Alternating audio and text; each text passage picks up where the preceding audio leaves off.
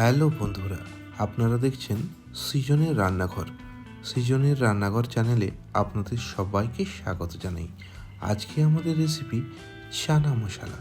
চানা মশলা অনুষ্ঠান বাড়ির মতো কীভাবে বানাবেন সেটা একবার দেখে নিন। আমি কাবলি ছোলাটা প্রায় 7 থেকে 8 ঘন্টা ভিজিয়ে রেখেছিলাম। এখন আমি এটা একটা কুকারের মধ্যে নিয়ে ভালো করে সেদ্ধ করে নেব। আমি কুকারের মধ্যে নিয়ে নিয়েছি। এখন আমি এতে অ্যাড করে দিচ্ছি সামান্য পরিমাণে লবণ ও হলুদ গুঁড়ো। এবার কুকারটা বন্ধ করে 4টি সিটি দিয়ে আমি ভালোভাবে সেদ্ধ করে নেব। চানা মশলাটা বানানোর জন্য আমি এখানে একটা মশলা তৈরি করে নেব। সেই জন্য আমি একটা প্যানে নিয়ে নিচ্ছি 2টো শুকনো লঙ্কা, 2টো এলাচ, একটা তেজপাতা, একটা দারচিনি, 3টি লবঙ্গ ও কিছু পরিমাণ গোলমরিচ, গোটা ধনে, মৌরি আর নিচ্ছি সামান্য পরিমাণে গোটা জিরে। এরপর আমি এটা 30 থেকে 40 সেকেন্ডের জন্য ভালোভাবে ভেজে ঠান্ডা করে আমি মিক্সি জারের মধ্যে নিয়ে একটা পাউডার বানিয়ে নেব। এরপর কড়াইতে আমি নিয়ে নিচ্ছি পরিমাণ মতো সাদা তেল। তেলটা গরম হয়ে গেলেই আমি এতে অ্যাড করে দিচ্ছি কুচি করে রাখা পেঁয়াজ। পেঁয়াজটা সামান্য ফ্রাই হয়ে গেলে আমি এতে অ্যাড করে দিচ্ছি পরিমাণ মতো লবণ।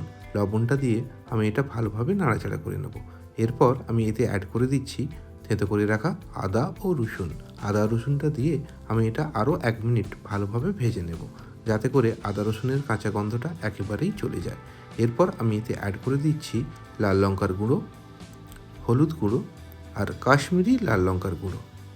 এরপর আমি এটা 1 মিনিট ভালোভাবে ফ্রাই করে নেব। মশলাটা ভালোভাবে ফ্রাই হয়ে গেছে। এখন আমি এতে অ্যাড করে দিচ্ছি টমেটো পিউরি।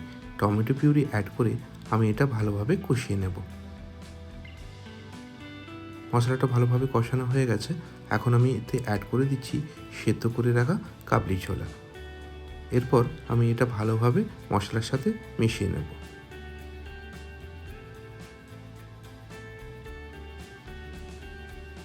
এখন আমি এতে অ্যাড করে দিচ্ছি পরিমাণ মতো গরম জল।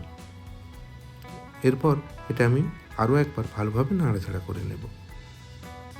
আর এখন এতে অ্যাড করে দিচ্ছি ভাজা মশলা, যেটা আমি আগেই বানিয়ে রেখেছিলাম।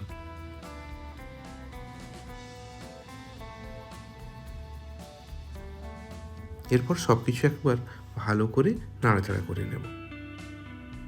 আর ওপর থেকে দিয়ে দেব কুচি করে রাখা ধনেপাতা। বাস, এভাবেই বানিয়ে ফেলুন বিয়েবাড়ির মতো চানা মশলা। রেসিপিটা আপনাদের কেমন লাগলো আমাকে কমেন্ট বক্সে জানাতে ভুলবেন না। আর যদি আপনারা কোনো নতুন রেসিপি দেখতে চান অবশ্যই কমেন্ট বক্সে আমাকে লিখে জানান। এখনকার মতো চলি, দেখা হবে অন্য কোনো ভিডিওতে। টাটা।